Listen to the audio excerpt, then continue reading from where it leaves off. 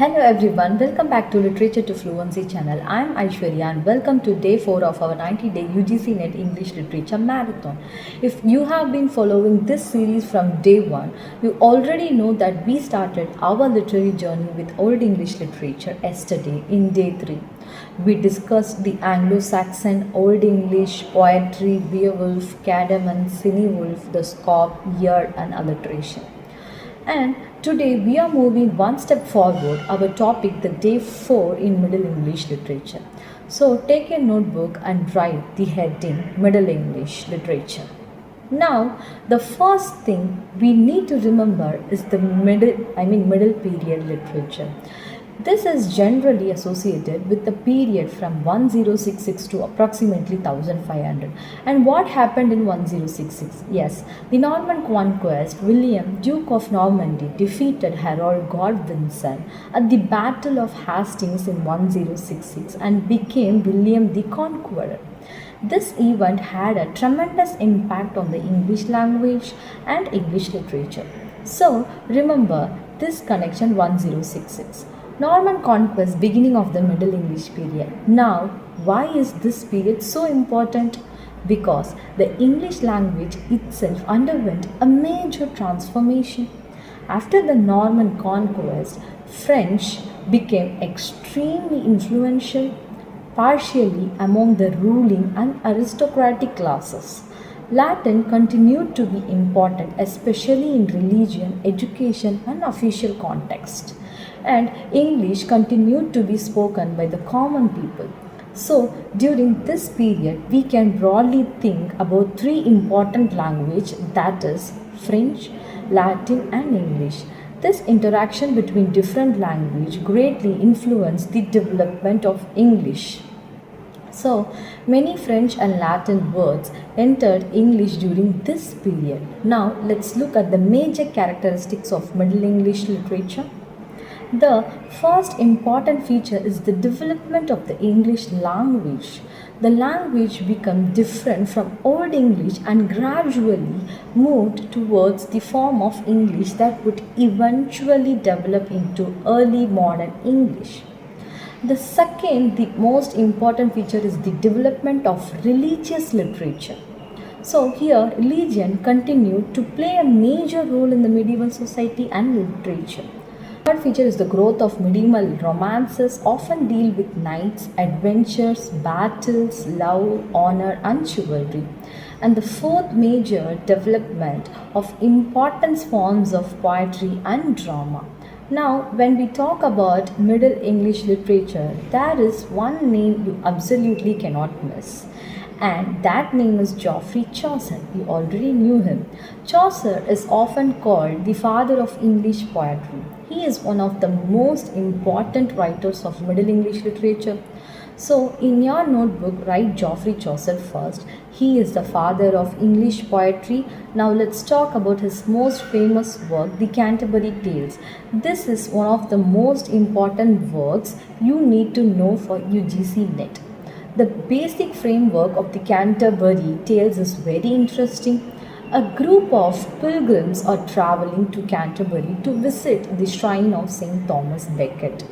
They meet at the Tabard Inn in Southwark. The host, Harry Bailey, suggests a storytelling competition. The pilgrims are supposed to tell stories during their journey. The plan is for each pilgrim to tell stories, although Chaucer's work remains unfinished. This framework allows Chaucer to present a wide variety of characters from medieval society, and that is one of the most important features of the Canterbury Tales. It presents a kind of cross section of medieval English society. We meet characters from different social and professional groups. There is the knight, the miller, the reeve, the wife of Bath, the pardoner, the prioress, the merchant, the clerk, and many others. So remember Chaucer, the Canterbury Tales, pilgrimage, Canterbury, and social diversity. Now, another important point, the Canterbury Tales contains different kind of stories. Some are comic, some are moral, some are satirical, some deal with love, and some deal with religion and human behavior. This variety is one reason why the work is so important. Now let's look at another most major Chaucer work, Troilus and Cresside. It is a tragic love story set against the background of the Trojan War. So remember this author work association. Chaucer, Troilus and Cresside. Now let's move to another important Middle English writer, that is William Langland. Langland is traditionally associated with the allegorical poem Piers Plowman. This is another very important work for UGC Net. Piers Plowman is an allegorical and religious poem that deals with questions of morality, social justice, religion, and the proper way of living. It is written largely in alliterative verse, so remember William Langland, Piers Plowman, allegory, and alliterative verse. Now let us go into another important writer is John Gower. His major work is Confessio Amantis.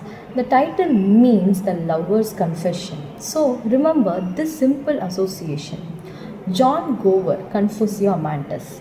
Now we have one more very important Middle English work, and that is one of especially important for literature for examination.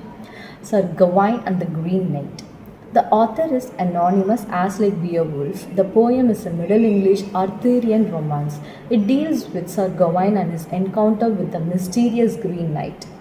One important thing to remember is that the poem is associated with the alliterative revival. So write this in your notebook. Sir Gawain and the Green Knight is anonymous, it is Arthurian romance, and it is alliterative revival. Now let's briefly talk about medieval drama. During the Middle English period, religious drama developed through forms such as mystery plays, miracle, and morality plays.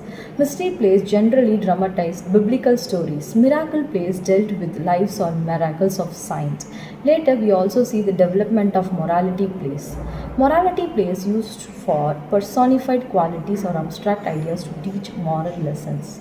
A famous example is Everyman. Remember, Everyman morality play. Now, let's quickly revise today's entire lesson. Middle English Literature 10662, approximately 1500. 1066 associated with the Norman Conquest. French, Latin strongly influenced English. Geoffrey Chaucer is the major figure. Chaucer wrote the Canterbury Tales and Troilus and Cresside.